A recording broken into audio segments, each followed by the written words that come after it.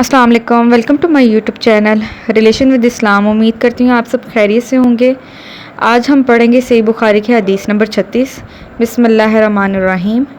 آپ صلی اللہ علیہ وآلہ وسلم نے فرمایا کہ جو شخص اللہ کی راہ میں جہاد کے لیے نکلا، اللہ اس کا ضامن ہو گیا۔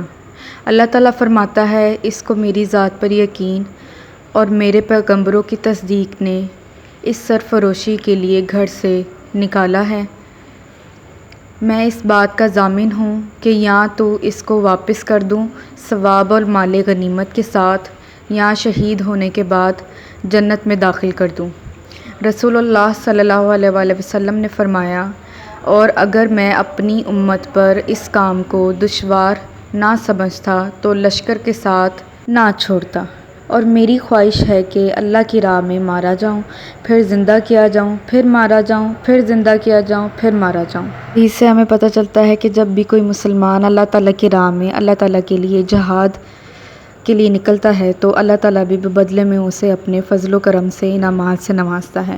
امید کرتی ہوں آج کی ویڈیو آپ کو پسند آئی ہوگی۔ ویڈیو کو لائک، شیئر اور کامنٹ ضرور کریں، اور ایسی بہت سی ویڈیوز کے لیے میرے چینل کو سبسکرائب کریں۔ Thank you.